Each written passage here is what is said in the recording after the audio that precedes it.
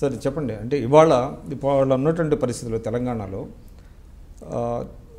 అంటే ఒకవైపు ప్రతిపక్షాలు ఎవరికి వాళ్ళు వాళ్ళ ప్రత్యేక పందాలు వెళ్తున్నారు. ముఖ్యంగా కాంగ్రెస్లో చూస్తే, కాంగ్రెస్లో 10 ఏళ్ళు అధికారంలో ఉన్నారు, తర్వాత తెలంగాణ ఇచ్చింది మేమే అని చెప్పుకుంటున్నారు, దానివల్ల ఆంధ్రాలో నష్టపోయారు. అయినప్పటికీ తెలంగాణ కాంగ్రెస్ నేతలు ఎవరి దారి వారిదే, ఎవరికి వారి యమునా తీరే అనేలో ఇంకా వర్గాలు ఇవన్నీ వ్యక్తిగతమైనటువంటి దూషణలు ఇవన్నీ జరగటం మూలన కాంగ్రెస్ పార్టీని ప్రజలు నమ్మే పరిస్థితి ఉందంటారా 2019కి? ఇది ఎప్పటికీ ఇదే విధంగా ఉంటుందని నేను అనుకోను. పరిస్థితులు మారాలని కోరుకుంటున్నాను. ఈ విధంగా ఉండడం వలన మా పార్టీ కొంత నష్టం, ఖచ్చితంగా నష్టం జరిగేటువంటి ప్రమాదం ఉంటుంది. ఈ పరిస్థితులు ఈ విధంగా ఉండొద్దు. ఈ విషయాలు పార్టీలో ఉండేటువంటి వారంతా కూడా అర్థం చేసుకోవాలని చెప్పి నేను కోరుకుంటున్నాను. అంటే ఒక విమర్శ ఏంటంటే ఆల్రెడీ కాంగ్రెస్ పార్టీ నేతలు as if they are coming to the power అన్నట్టుగా బిహేవ్ చేస్తున్నారు అనేటువంటిది ఒక ఆరోపణ వినపడుతున్నది. అండ్ మోర్ ఓవర్ చాలామంది ముఖ్యమంత్రికి పదవికి ఇప్పటి నుంచి యాస్పైర్ అవుతున్నారు అనేటువంటిది వార్తలు కూడా ఉన్నాయి. వాళ్ళ బిహేవియర్ కూడా అలానే ఉందని అంటున్నారు.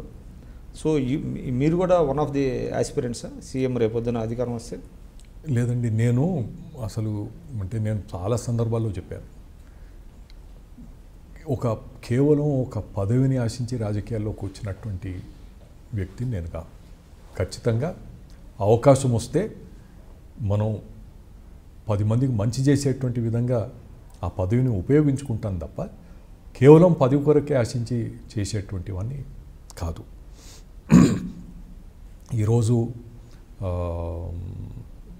ఈ విషయాలను అసలు రాబోయేటువంటి రోజుల్లో I hope that people will understand. రేపు అందరం కలిసి పనిచేయాలి. తర్వాత విషయం తర్వాత. ఇప్పుడు వెనకట 2 సందర్భాల్లో నాన్నగారు పార్టీని లీడ్ చేసి గెలిపించారు. దానికి ప్రధానమైనటువంటి కారణం ఏమిటంటే he was a strong man, stalwart. అయితే అందరినీ కలుపుకొని పోయారు. ఒక సందర్భంలో నాకు బాగా గుర్తుంది, రోషే గారు 89లో పిసిసి ప్రెసిడెంట్గా వచ్చినప్పుడు రోషే గారు నాన్నగారితో మాట్లాడుతున్నప్పుడు నాన్నగారు చెప్పారు, రోషే గారు ఒకసారి శివశంకర్ని కలవండి, ఆయన ఏమి వాట్ ఈజ్ హిజ్ ఎక్స్పెక్టేషన్, ఆయన ఆలోచన ఏమిటో తెలుసుకోండి అని చెప్పి. నేను పవర్లోకి రాకముందంటారా?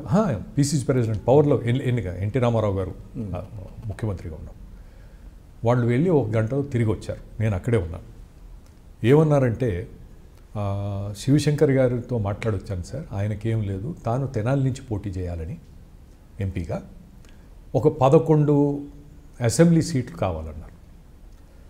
వితౌట్ ఒక మూమెంట్ హెజిటేషన్ నాన్నగారు ఏమన్నారంటే, మీరు వెళ్ళి చెప్పేయండి 11 ఇస్తాను. ఏ సీట్ అని అడగలేదు, ఎవరు క్యాండిడేట్ అని కూడా అడగలేదు. You go ahead, tell him I'm ready.